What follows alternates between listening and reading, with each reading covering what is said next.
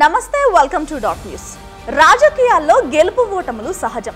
ఓడిపోయినంత మాత్రాన పార్టీనే తీసేస్తే ఇంకా రాజకీయాల్లోకి రావడం ఎందుకు? అసలు ఆయన గురించి తెలిసి కూడా ఆయనతో పెట్టుకోవడం అవసరమా?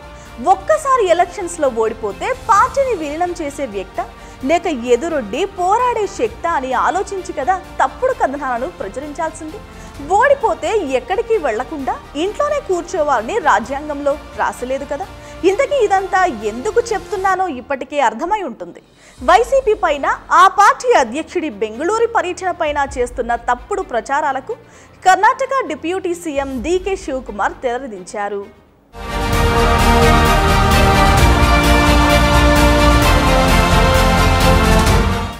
ఏపీ అసెంబ్లీ ఎన్నికల్లో వైసీపీకి ఘోర పరాభవం వచ్చింది. 175 ఎమ్మెల్యే స్థానాల్లో కేవలం 11 మాత్రమే గెలవడంతో ఆ పార్టీ అధినేత వైఎస్ జగన్ తీవ్ర దిగ్భ్రాంతికి గురయ్యారు. అయినా ఎన్నికల ఫలితాలు వెలువడిన అనంతరం సొంత నియోజకవర్గం పులివెందులలో ఆయన పర్యటించారు.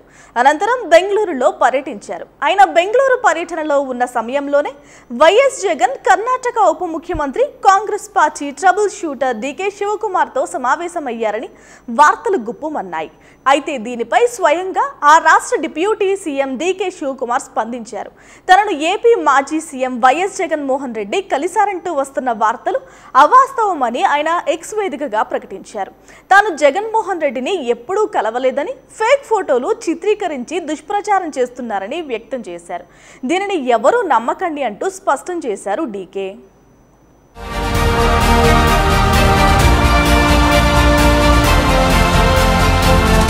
వైసీపీని కాంగ్రెస్ లో విలీనం చేస్తారని కర్ణాటక పీసీసీ చీఫ్ ముందు వైఎస్ జగన్ ఒక ఆఫర్ ప్రకటించినట్లు వార్తలు చక్కర్లు కొట్టాయి.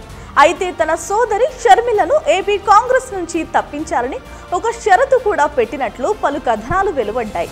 అలాగే ఏపీలో సీఎం చంద్రబాబుతో, తెలంగాణలో సీఎం రేవంత్ రెడ్డితో ఇబ్బందులు తప్పవని భావించినట్లు కూడా అనేక వార్తలు చక్కర్లు కొట్టాయి. అయితే దీనిపై కర్ణాటక రాష్ట్ర డిప్యూటీ సీఎం డీకే శివకుమార్ సానుకూలంగా స్పందించారని, కాంగ్రెస్ అధిష్టానంతో చర్చించి నిర్ణయం వెలువరిస్తారని హామీ ఇచ్చినట్లు కూడా అనేక పుకార్లు షికార్లు కొట్టాయి.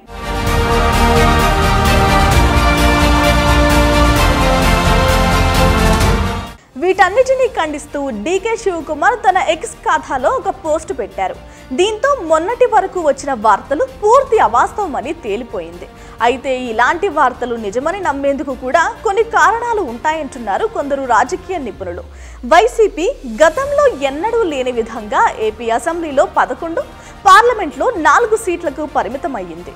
దీనికి తోడు గతంలోనూ సిబిఐ, ఈడీ కేసులో ఏపీ సీఎం చంద్రబాబుతో ప్రధాని మోదీ మంచి సంబంధాలు కొనసాగించడం వల్ల భవిష్యత్తులో తనకు ఎదురుదెబ్బ తప్పదని భావించి ఉంటారని అనుకుంటున్నారు.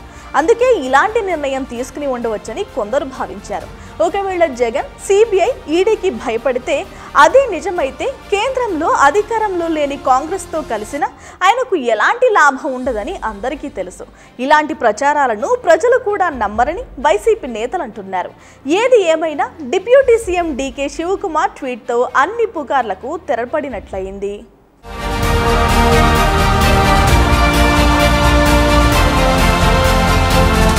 Please subscribe Dot News.